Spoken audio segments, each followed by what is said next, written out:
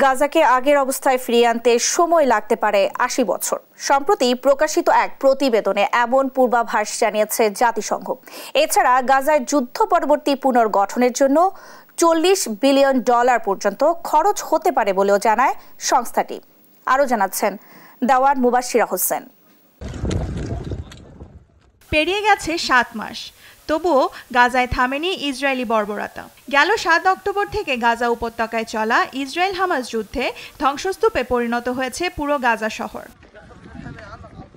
আগের মতো যদি যুদ্ধ চলে তাহলে গাজা উপত্যকাকে পুনর্গঠনের কাজ আগামী শতাব্দীতে চলে যেতে পারে। এতে প্রয়োজন হতে পারে ৮০ বছর। তবে যদি স্বাভাবিকের চেয়ে ৫ গুণ বেশি গতিতে নির্মাণ সরঞ্জাম সরবরাহ দেওয়া হয় তাহলে এই কাজ ২০৪০ সালের মধ্যে সম্পন্ন হতে পারে। বৃহস্পতিবার প্রকাশিত এক প্রতিবেদনে এই কথা বলেছে জাতিসংঘ। প্রায় ৭ মাস ধরে গাজায় বোমা হামলার ফলে সেখানে শত শত কোটি ডলারের ক্ষয়ক্ষতি হয়েছে। মাটির সঙ্গে মিশিয়ে দেওয়া হয়েছে বহুতল ভবনগুলোকে। এর মধ্যে ৭২% বসতবাড়ি এবং ৯% বাণিজ্যিক ভবন। জাতিসংঘ বলছে গাজার যুদ্ধ পরবর্তী পুনর্গঠনের জন্য $৪০ কোটি পর্যন্ত খরচ হতে পারে। গাজায় এখন পর্যন্ত ৭২% বাড়িঘর ধ্বংস হয়ে গেছে। এর মধ্যে ৯%ই বাণিজ্যিক ভবন। দ্বিতীয় বিশ্বযুদ্ধের পর থেকে এত কম সময়ের মধ্যে আমরা এমন ভয়াবহতা আর কোথাও দেখিনি।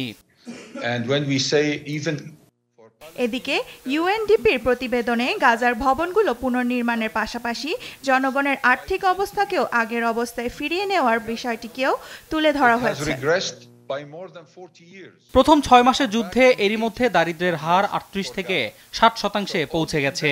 এর হার সামনে আরও বাড়তে পারে।